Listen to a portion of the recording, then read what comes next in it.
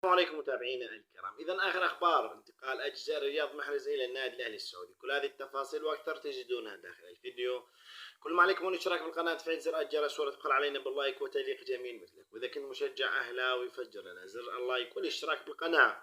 اذا اصدقائي اهلا بكم اينما كنتم. اخر اخبار قدوم الجزائر رياض محرز الى الدوري السعودي والى النادي الاهلي السعودي بالتحديد. طبعا اللاعب ابدى موافقته للانضمام من النادي الاهلي السعودي، لكن الان الخلاف.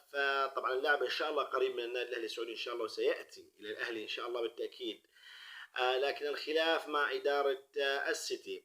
طبعا الآن أحال نادي مانشستر سيتي بعد رحيل جوندوجان إلى برشلونة. وبرناردو سيلفا البرتغالي مطلوب أيضا لدى برشلونة ولدى البي اس جي باريس سان جيرمان.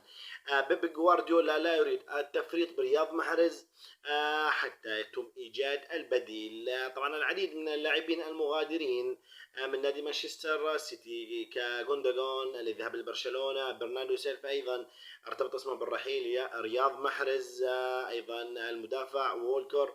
لكن أصدقائي بيب جوارديولا وإدارة السيتي تتمسك برياض محرز حتى إيجاد البديل. الآن وكيل أعمال رياض محرز ماذا يريد؟ يريد أن تتم الموافقة من إدارة مانشستر سيتي من أجل المفاوضة مع صندوق الاستثمارات السعودي. طبعا هو المفاوض الرسمي مع النادي الإنجليزي. طبعا هذا بعد أن أبدأ رياض محرز موافقته على العرض المقدم من النادي الأهلي السعودي، وبعد قريب إن شاء الله، لكن يجب تسوية وحل الخلاف مع النادي الإنجليزي مانشستر سيتي. طبعا جوارديولا لا يمانع بالرحيل، لكن المشكلة أنه يريد إيجاد البديل بعد الرحيل العديد من اللاعبين، وخاصة تأثر خط وسط نادي مانشستر سيتي برحيل اللاعبين.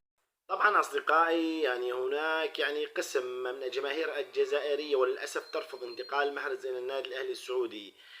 طبعا ما أعرف إذا في أحد من الجماهير الجزائرية أيضا يتابع الفيديو أو لا، يبدو هنا أو يشارك رأيه. طبعا هناك رفض على العديد من منصات التواصل الاجتماعي من الجماهير الجزائرية تطالب محرز بالبقاء في أوروبا ومواصلة كتابة التاريخ وعدم القدوم إلى المنطقة العربية، وللأسف هذا شيء مفاجئ والله. طبعا أصدقائي إن شاء الله مصير اللاعب رياض محرز انحسم مع النادي الأهلي السعودي إن شاء الله، لكن تبقت المفاوضات مع نادي مانشستر سيتي.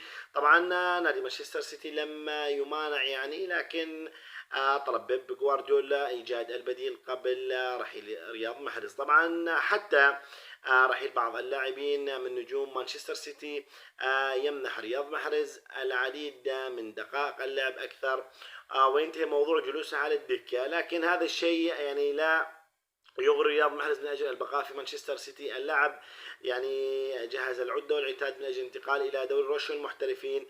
ننتظر إن شاء الله بالأيام المقبلة إن شاء الله. أتوقع إن شاء الله أنه صفقة رياض محرز للأهلي السعودية أكثر وأقرب من صفقة انتقال ساديو ماني.